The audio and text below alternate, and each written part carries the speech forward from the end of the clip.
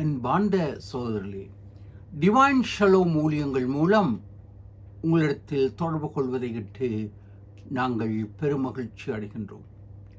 இன்றைய நாளிலும் பிப்ரவரி மாதம் 15ஆம் தேதி உங்களுடன் வான அலைகளின் ஊடாக சந்திப்பதை இட்டு தேவ ஆசீர்வாதத்தை நாங்கள் ஸ்தோத்தரிக்கின்றோம்.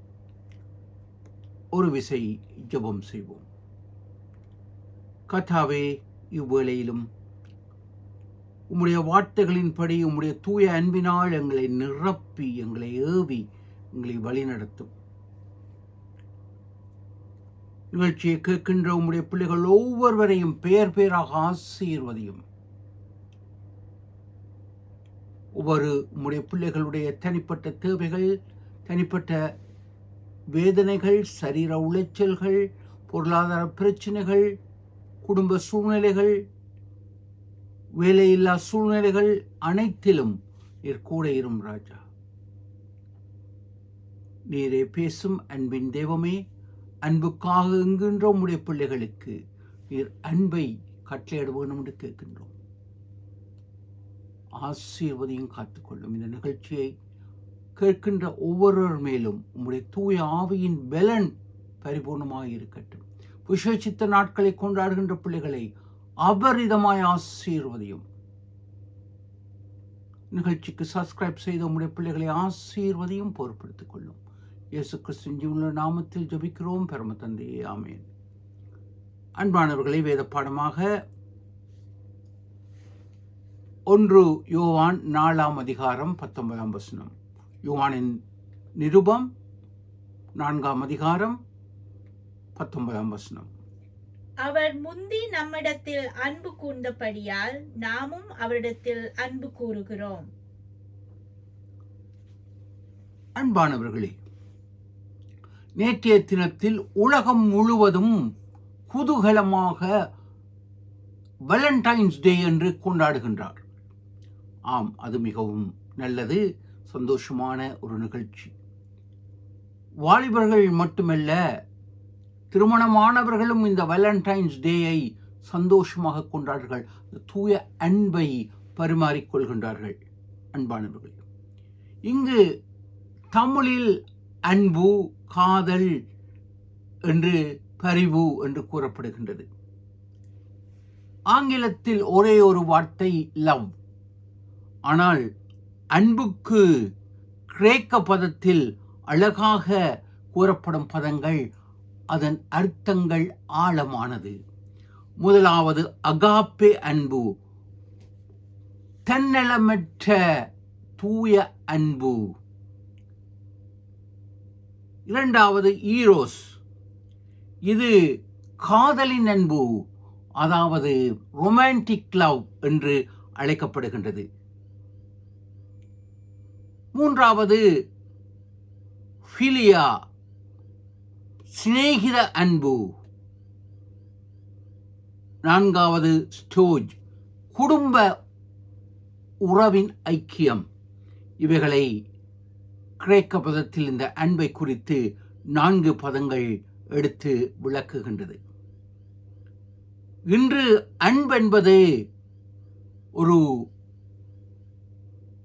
விலைக்கிரயமாக, தூய அன்புக்காக இன்று எத்தனையோ மக்கள் ஏங்கிக் கொண்டிருக்கின்றார்கள்.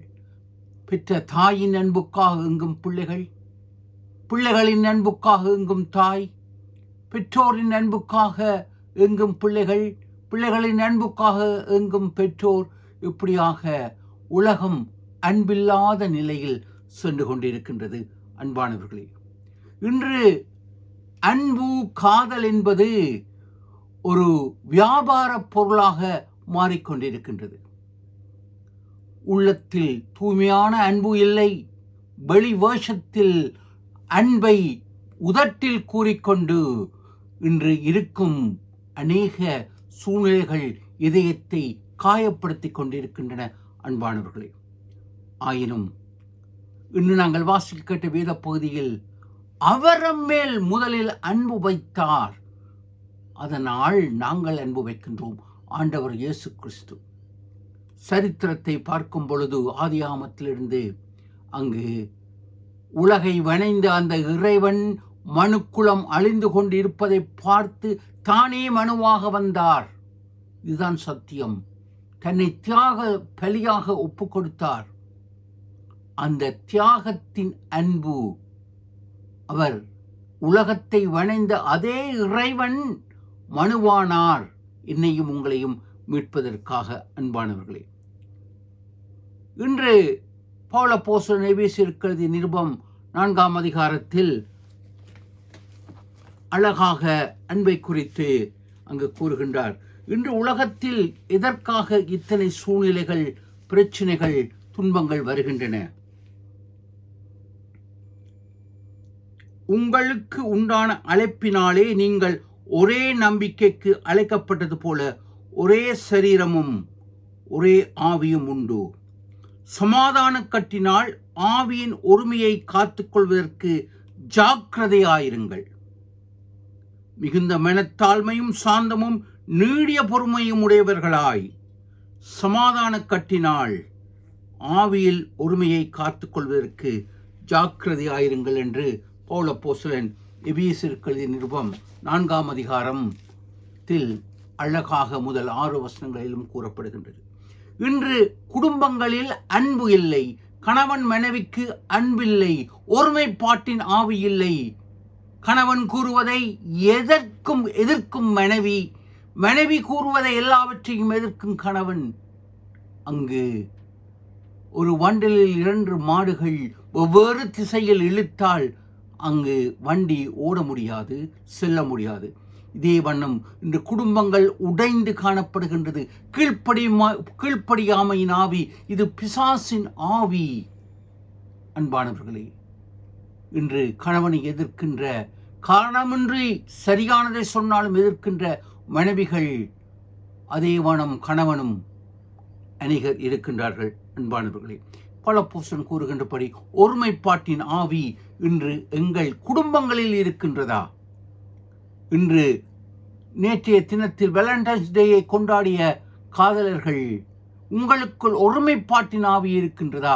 அல்லாவிட்டால் மற்றவர்கள் காதலிக்கின்றார்கள் என்ற பெயரிற்கு நாங்கள் நேரத்தை கடத்துவதற்கு காதலித்து நாங்கள் செய்து கொண்டிருக்கின்றோமா? விதமாக நாங்கள் இருக்கின்றோம். அன்பானவர்களே, இன்று நாங்கள் பார்க்கும் பொழுது, நான் படிக்கும் பொழுது, மாஸ்டர்ஸ் படித்த பொழுது, எங்களுக்கு பல அசைன்மெண்டில் ஒன்று கவுன்சிலிங்கில் 5 லாங்குவேஜ், 5 காதலின் வார்த்தைகள், அதில் அழகாக கூறப்படுகின்றது. அது டாக்டர் சாப்மன் எழுதிய புஸ்தகம். உறுதிப்படுத்தும் வார்த்தைகள். கணவன் மனைவிக்குள், காதலன் காதலிக்குள் அன்பை உறுதிப்படுத்தும் வார்த்தைகள் உண்மையான உள்ளத்திலிருந்து வரும் வார்த்தைகளாக இருக்க வேண்டும். அடுத்தது குவாலிட்டி டைம், அதாவது தரமான நேரம் ஒருவருக்கொருவர் செயல்படுத்த வேண்டும். இன்று மனைவி போனை பார்த்து கொண்டிருக்கின்றார், கண்ணுடன் கதைப்பதற்கு நேரம் இல்லை. அவசரமாக சமைக்கின்றார், அங்கு மைக்ரோவேவில் உணவு இருக்கின்றது, எடுத்து சாப்பிடுங்கள். அங்கு அன்பை பரிமாற குவாலிட்டி நேரம், தரமான நேரம் இல்லை. குடும்பங்களுக்குள் கதைத்து பேச, குடும்ப ஜெபம் செய்வதற்கு நேரம் இல்லை. ஆம், நிச்சயமாக அந்த தரமான குவாலிட்டி நேரம் குடும்பத்துக்குள் இருக்கும் பொழுதுதான் குடும்பம் சீர்படும். சீரான ஜெபம் குடும்பத்தை பாதுகாக்கின்றது. அடுத்தது அங்கு தொடுதல். கணவன் மனைவிக்கு கையை கொடுப்பது, அன்பை பரிமாறுவது. இப்படியாக கணவன் தொட்டாலே மனைவிக்கு எரிச்சல் வருகின்றது, மனைவி தொட்டாலே கணவனுக்கு எரிச்சல் வருகின்றது. இல்லை, கணவன் மனைவி இருவரும் அன்பில் ஒரே சரீரமும் ஒரே ஆத்துமாவுமாய் இருக்கின்றார்கள். அங்கு அந்த உறவு எவ்விதமாக இருக்கின்றது அன்பானவர்களே. அடுத்தது அன்பின் சேவை. இன்று அநேக கணவன்மார்கள் சிந்திக்கின்றார்கள், நான் வீட்டு வேலை செய்ய முடியாது, சமைக்க முடியாது. மனைவியும் அவ்விதமாக நான் கணவனோ மனைவியோ அங்கு வீட்டில் வேலைக்காரர்களாக மாறிவிடுகின்றார்கள். அன்பினால் ஒருவர் தாங்கி ஒருவருக்கொருவர் சேவை செய்யவே திருமணத்தில் அழைக்கப்படுகின்றார்கள். இதை மறந்து போகின்றார்கள். கணவன் மனைவிக்கு கால் பிடிக்க வேண்டும், ஆனால் மனைவி கணவனுக்கு கால் பிடிக்கக்கூடாது. இவ்விதமான வாழ்க்கை தாம்பத்தியம் அல்ல அன்பானவர்களே. அடுத்தது பரிசுகளை பரிமாற்றிக் கொள்வது. பரிசு பெரிதாக தேவையில்லை, ஆனால் அன்பை பரிமாற ஒரு சிறிய ₹1 பொருளாக இருந்தாலும் அது அன்பை பரிமாற கொடுப்பதுதான் சாலச் சிறந்ததாக இருக்கின்றது. அன்பானவர்களே, இன்று அன்பென்பது வெளி வேஷமாக ஆடம்பரமாக சமுதாயத்துக்காக காட்டப்படுவது அல்ல, நேரத்தை கடத்துவதற்கு அல்ல. இங்கே நாங்கள் பார்க்கும் பொழுது தாஜ்மஹாலை எடுத்து பார்த்தால் அது காதலின் சின்னம். அது அழகாக அங்கு சித்தரிக்கப்பட்டிருக்கின்றது, கட்டப்பட்டிருக்கின்றது. காதலுக்கு எடுத்துக்காட்டு தாஜ்மஹால். அன்பன்மானவர்களே, அதைவிட மேலானது எம்பெருமான் இயேசு கிறிஸ்துவின் கல்லறை. எமக்காக தன்னையே சிலுவையில் அறையப்பட்ட அந்த கல்லறை, உயிர்த்தெழுந்த கல்லறை. நாங்கள் சிந்திப்போமா?